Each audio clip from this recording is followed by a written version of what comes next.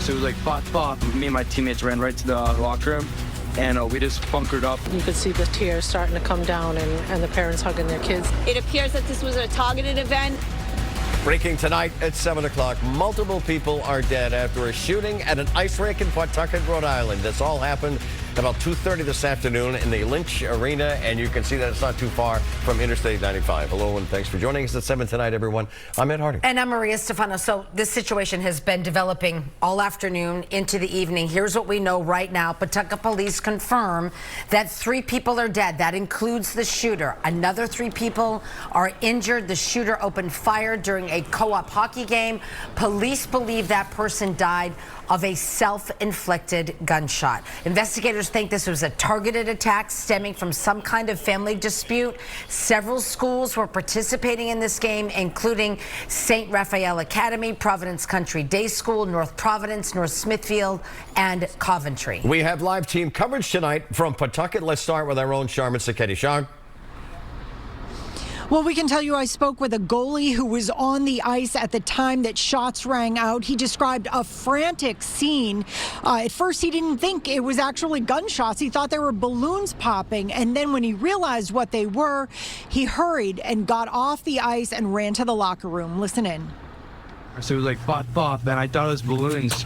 But it just kept going, and it was actually gunshots. And after the gunshots, me and my teammates ran right to the locker room, and we just bunkered up, and we pressed against. My bad. I'm sorry. We pressed against the door and just tried to stay safe down in there.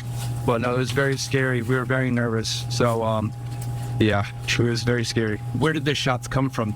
Yeah, it was the far side. So I was on the where the Zamboni is. It was the far side of the building, on the opposing side's bench.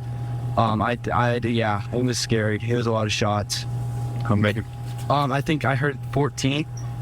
Did you see where the people shot? I did not see. I was so nervous. I went down and then I ran.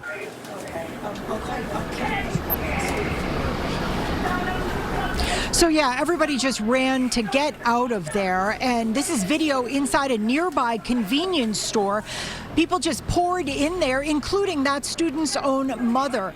And the owner of that store locked the door so people were able to stay safe.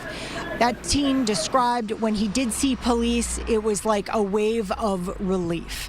We're live here in Pawtucket, Rhode Island. Sharman Sacchetti, WCVB News Center. Sharon, thank you for that. Our Peter Eliopoulos continues our team coverage now from Pawtucket. Peter.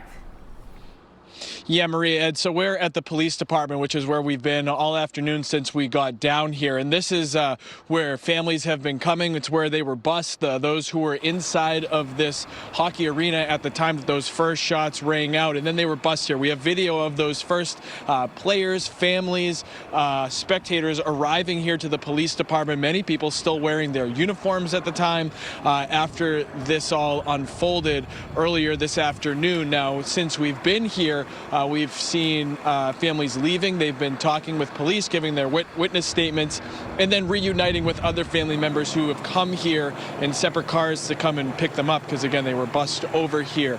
We also spoke with a woman who was inside of the police department. It's unclear if she was at this game at the time, but she says that she is the daughter of the shooter, the person who opened fire inside of this arena a little bit earlier today. Here's what she said as she was leaving.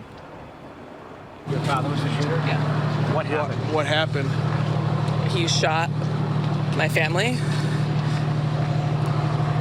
and he's dead now. What was the reasoning? Was there a family argument? He has mental health issues, so. Is it your daughter that was killed? So she continued, she went on to say more about those mental health issues. She said, we asked her about it, and she says that her father was very sick. Now he's dead, and her family members were injured or wounded in this shooting as well. She had left here from the police department and then went on to the hospital where others may be getting treated right now as a result of this shooting. Now, this all unfolding several hours ago now, so the scene at the police department has kind of quieted down as those witnesses and people who were at that arena at the time are beginning to leave, but police still coming and going as this investigation is really just getting started. We're live in Pawtucket. I'm Peter Eliopoulos, WCVB News Center 5. Peter, thank you. Let's get to our John Atwater. He has the latest on the investigation. John? Yeah, Ed, so many questions tonight about what motivated this horrific crime. Peter mentioned it, some of those hockey players, their families leaving the police department. We see some returning here to the arena where this all happened and getting in their cars here to go home. Investigators still inside right now. The first calls came in around 2:30 this afternoon. Everyone inside this arena scattered. Police do say that the shooter shot 5 family members, killing 2 of them. The 3 who survived suffered critical injuries, though, and they are being treated in the hospital. Officials do say this all stemmed from some sort of family dispute. It appears that this was a targeted event, that it may be a family dispute.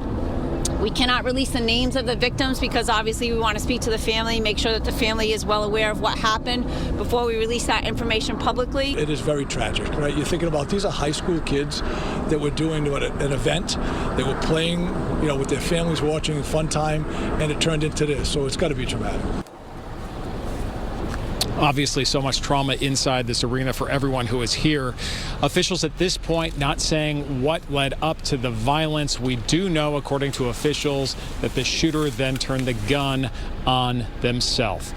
We're live in Pawtucket. John Atwater, WCVB News Center 5. John, thank you for that. Our David Bienick has been on the scene all afternoon into the evening now. Continues our team coverage now from Pawtucket. David.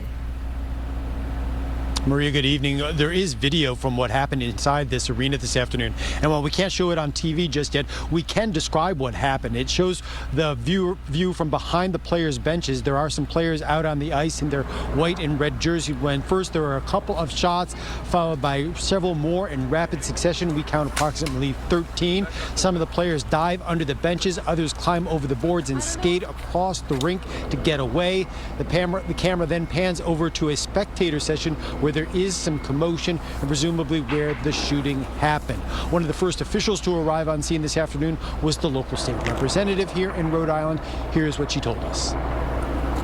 Really torn up. Many were hugging their parents, rightfully so, and you could see some of the parents watching the players kind of roam and could feel and ask them, how are you doing? And you could see the tears starting to come down and the parents hugging their kids, and I'm sure they're thanking God that they weren't the victim of the shooting and they're still alive with them today.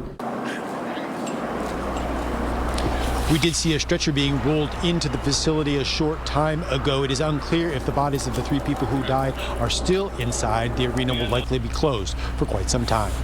Live in Pawtucket, Rhode Island, David Bienick, WCVB News Center 5. David, thank you. Pawtucket Mayor Donald Gremian has just issued a statement, and I'm going to read it to you in part. Quote, Pawtucket is a strong and resilient community, but tonight we are a city in mourning. We stand together to support all those affected in the difficult days ahead, and we will keep the public updated as confirmed facts become available. Our coverage of the shooting at Pawtucket does continue.